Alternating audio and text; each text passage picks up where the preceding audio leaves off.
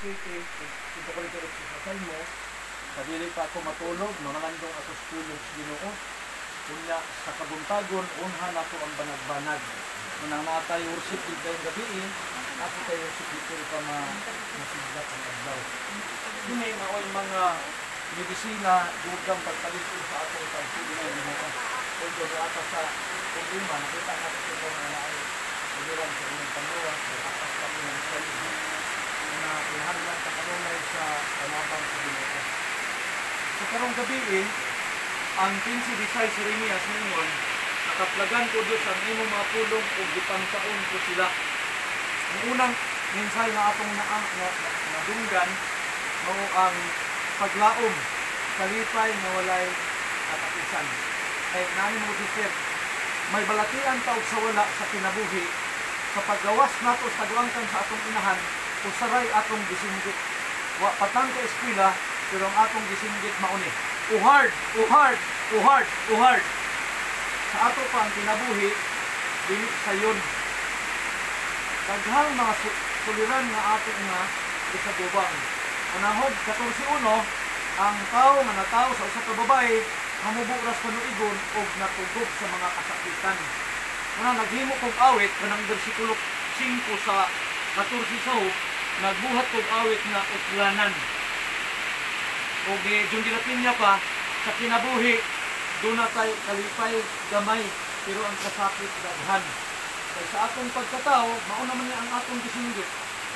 Kalisod, kaatwiki, kapait. Wa paglupoy, nakit ang babaeng nanganak, na ang bata pagawas, may bahak-hak o katawa. Wa yun. Napulo man ning amua ka mga bata, pero wa lupoy nadunggan na may katawa pagawas. Munang nakasiguro ko nga kitang tanan, hilak yun ang ating na gisinggit na gawas na to. Muna naghimo ko kong awit, Pinagay 21:4, mga luha, pahiran niya. Naman kay napuno man dito sa mga kasakit.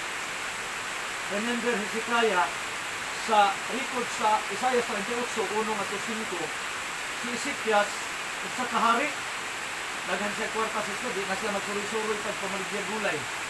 Naatanan sa iya.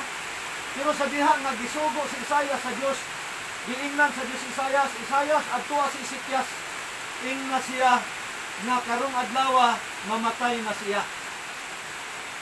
Una nga, only Hezekiah sa Biblia gitagaan sa Ginoo og 15 ka tuig nga sumpay.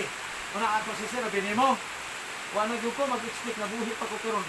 Kay 32 atong edad human na brother nga gikan tas tibuli. Nihawa lang kung pila ka tuig dito pag uman na ko diri sa Mungkayo 1998. Ang akong kinabuhi nagbitay na sa kamatayon. Nidako ning akong tiyan, pero kinanakong payata, yang akong dugo sa 90. Abante kog katulo, muatras kog kaduha, dugay kong kaabot ug asa ko moadto.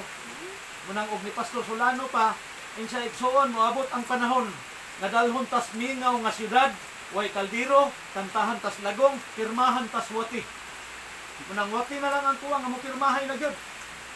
Nakaingon ko nga Ginoo, salamat kayo nimo kung mudangat mas kong kinabuhi nga haon nimo, at least akong namat-an nga ang akong relasyon pagpangalagad nimo ako na gyud giduk-an pag-ayo. May mga panahon nga daw hapit na gyud. Haon nas Ginoo.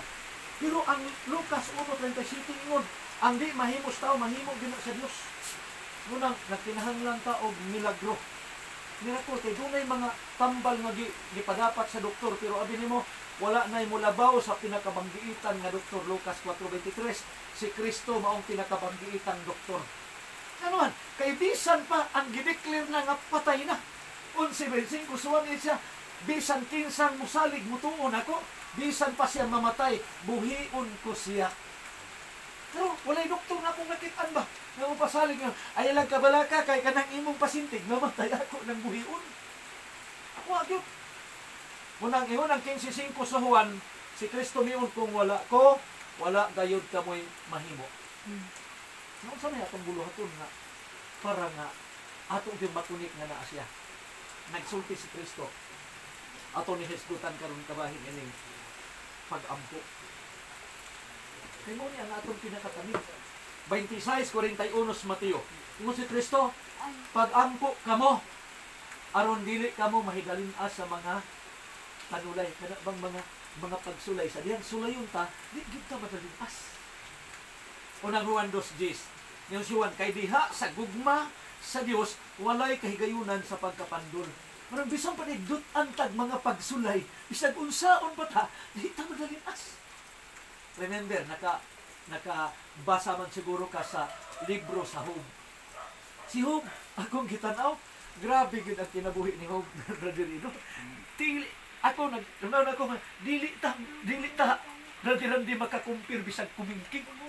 Nga naman, kay sa hayahay ang kinabuhi, grabing duot nis pag-alagad. Sa diha nang nagisulayan siya pagayo, gihubuan siya sa tanan, may samot na hinuon siya og kasuod sa Ginoo. Nga naman, may nang pugon. Unang ang purpose pag-ampo, aron bisan dunay mga grabing mapagsulay, dili ta mahidalin sa mga panulay. Hindi naman kayo mga pagsulay. Si Pablo niingon sa Pilipos 1:29, kay kaninyo gikatugot nga dili lamang kay igo ra kamong mutuo, kung dili manag-antos usab kamo. Yung na dili tayo mga alantuson. Na mahuman lang ni atong pag-antos sister kung ang Ginoo mubalik na. Kung dili man ang atong kinabuhi nga hinulaman, bawiun na niya. Pagkapuhi ka. Pilipos 1:21, niingon si Pablo, ang pagkabuhi mo si Kristo. Ini kamatay kadaugan. Munang ang kinabuhi nato kay mubo raman. Itambagan ra gid ta nga ampo ra gid ta sa Ginoo. Ano naman? Kay bisan pa ang mga doktor dito mi sa Sinapawan na ami giserbisyo naglubong mi. Human mo ito sementeryo. Kaya ko hilig ko basta ni human naglubong, hilig ko panglitli og mga lapida bitaw. Mabitaw nahagit ko sister nga si kuan sa una, si ng Pastor Ibaho. Kuan mo ana din Pastor Ibaho. Nag-eskwela na sa year 2000 sa SPAC, may pagsugod na kasi ministry siya dong eskwela ta og SPAC nga may edad na. Ko maayo kay nakahuna-una pa ka nga eskwela nga naa na sa edad. Sa dili ni paidaray ang atong handom nga kung mamatay man ta bisag dili na ta mahimo pang pastor unsa ba, ang ato na lang panglapida na lang ni ato. Ini kamatay nimo dito sa sementeryo, Pastor Fidel Ibaho. Meaning to si naisaksis nga nahimo. Wala dito pag ako nabulubong nalili ko. Na ako'y napansin sa akong mata nga nakaingon ko sister nga bisag unsa pay hawiran sa tawo nga kagahom sa kalibutan dili gyud siya mobato kay gisulti ni sa Salmo 89 44 o 48 sa Salmo kinsa pay mobato ibabaw sa kalibutan wala bisan pa si Kristo nga bato namatay. Pagtanaw na ko sa lapida dito ang nakapa-interest nako gitan-aw nako 19 anyos pa brother ang edad 19 anyos. Gibasa na kong pangalan, nalimtan na kong pangalan pero ang apelyido wa gyud. Naman, nakapa-attract man ako. Ang pangalan nalimtan pero ang apelyido wala. Unsa apelyido? Doktor. Naa din ang apelyido doktor. O tanawa, doktor ang apelyido pero 19 anyos pa. Patay na. Munang sa kinabuhi, wala kay kasiguruhan kung kanos aman.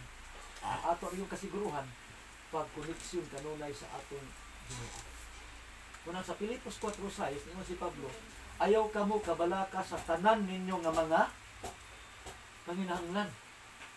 Hinuon sangpita ninyo ang Ginoo.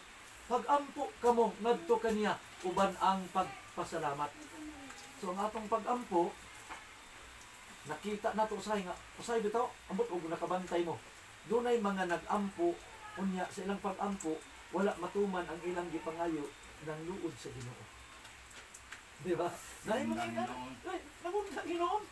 Wala kayo masabti ba nga ang pag-ampo di ay maoy pagtugyan ngadto sa Ginoo. Naingon ang Matthew 6, matuman ang imong pagbuot dinhi sa yuta maingon sa langit. Unang na istorya nga akong nakuha nga sa imnanan pa kaniadto ba kay grabe man tas kalibutan ko sa una nga grabe initsahay ng baso nino pa. Matod pa na ay istorya nga na ay barko nga nagbiyahe sa dagat unya naagian og bagyo. Sa diha nga nanay bagyo nga kusog kayo, na may Amerikanong nakasakay, ang Amerikano perti nagyong hadluka. So ang Amerikano miadto sa flooring, miluhod. Nya naman si tapa dito nga kana nga sibuhano god nga tao Pero naay diferensya ba sa iyang kuan? Kanang bungi ba ang maong tao? Niluhod ang Amerikano, misinggit, "Oh Lord, save us!" Ang kadtupong bungi na nasiyang tapad, niluhod pod pagkadungog niya sa Amerikano. Misinggit po siya, "On Lord, in pass!"